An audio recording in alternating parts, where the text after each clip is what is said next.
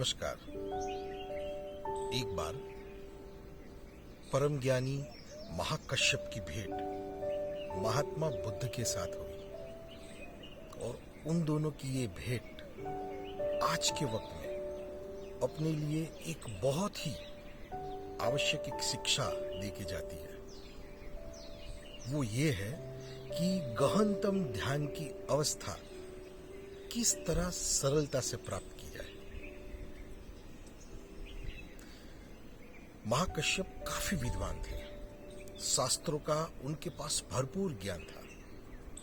जैसा आज के वक्त में अपने पास इस टेक्नोलॉजी के माध्यम से जो ज्ञान रहता है ना, वैसा सारा ज्ञान था। फिर भी उनको एक प्रश्न था कि महात्मा बुद्ध शास्त्र की एक भी बात नहीं करते हैं, फिर भी उनकी बात की असर कहीं गहनतम केंद्र में जाकर होती है। वैसा महात्मा बुद्ध के पास क्या है?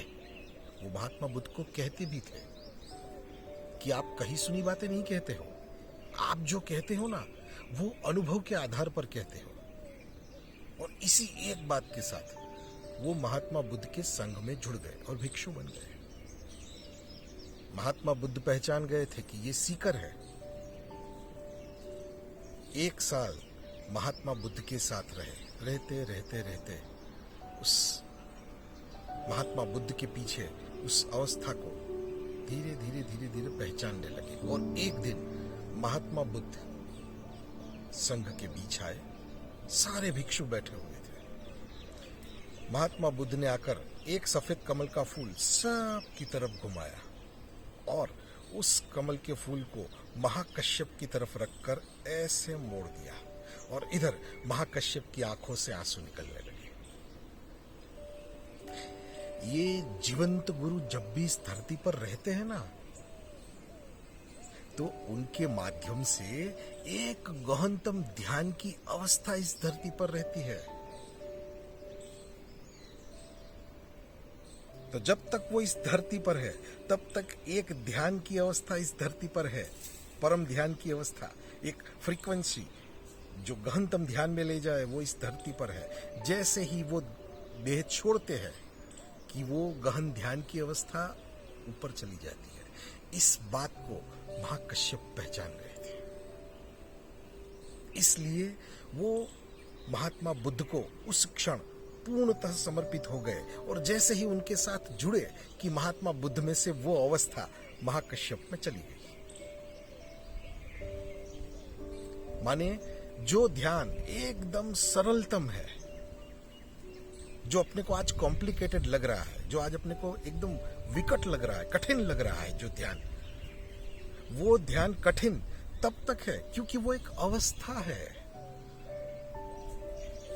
और वो अवस्था हमको किसी के साथ जुड़कर प्राप्त करनी है। जैसे ही वो प्राप्त होती है, माने वो कॉम्प्लिकेटेड इसलिए है क्योंकि अपने को सही दिशा मालूम नहीं है, इसलिए वो कॉम्प्लिकेटेड है। इसीलिए उस कॉम्प्लिकेशन को सुलझाने में ही इतना वक्त चला जाता है कि उस वक्त के अंदर एक सिद्ध जीवंत सदगुरु का जीवन निकल जाता है और फिर से वो सरलतम ध्यान की अवस्था एकदम विकट हो जाती है। हम उस कॉम्प्लिकेशन को सुलझाने में ही, माने एक सही दिशा ना होने की वजह से एकदम सरलता से प्राप्त हो जाने वाली ध्यान की अवस्था एकदम कठिन लगती है, केवल सही दिशा ना होने की वजह से। तो जीवंत सदगुरु है, एक सिद्ध जीवंत सदगुरु जब तक इस धरती पर है तब तक समझो एकदम एक गहन ध्यान की अवस्था इस धरती के ऊपर है सारी मनुष्य जाति के लिए। केवल जुड़ने मात्र से वो गहनतम ध्यान की अवस्था प्राप्त हो सकती है। उसको ना जीवंत सदगुरु को एक बहती हुई धारा समझे, जो धारा बह रही है और पात्र जैसे ही उस धारा के नीचे आया तो भर जाएगा।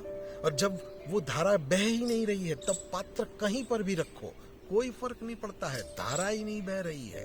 तो जीवंत गुरु जब तक उपस्थित है तब तक वो धारा बह रही है। केवल उस धारा से अपने को जुड़ने की आवश्यकता है। तो सही में ये इतना कॉम्प्लिकेटेड है नहीं, पर ना जुड़ने की वजह से वो कॉम्प्लिकेटेड लग रहा है। तो हम जिन सारे शिष्यों को मानते हैं ना, जैसे महाबली हनुमान, महाधनुधर अर्जुन, एकलव्य, स्वामी विवेकानंद, महाकश्यप, ये सारे शिष्यों को अगर हम अवलोकन करें ना, तो उनमें एक बात कॉमन देखने को मिलेगी। वो ये है कि उन सारे शिष्यों का विकास जो है, हाँ जरा ध्यान से सुनिएगा, उन सारे शिष्यों का जो विकास है वो उनके गुरु जीवंत थे तब हुआ है। माने ये ध्यान भी एक जीवंत प्रक्रिया है, उसके लिए भी कोई जीवंत चाहिए जो उस हाई फ्रीक्वेंसी को अपने तक पहुंचा सके। तो कोई ऐसा चाहिए जो उस हाई फ्रीक्वेंसी के साथ जुड़ा हुआ है और उसको जुड़ने मात्र से वो अपने को प्राप्त हो जाए। ये ज्ञान इन सारे शिष्यों के पास था, इसलिए उन सारे शिष्यों के लिए अपने गुरु पर ब्रह्म थे, गुरु परमात्मा थे, गुरु ही उनके लिए सर्वोच्च थे। इसीलिए आज का ये विषय रखा है कि ध्यान की अवस्था जीवंत गुरु के उपस्थिति मात्र से प्राप्त हो जाती है। तो जीवंत सदगुरु की उपस्थिति, एक दूसरे तरीके से कहे तो जीवंत सदगुरु की उपस्थिति अपने लिए ध्यान को सहजता से लगाने का एक अवसर है।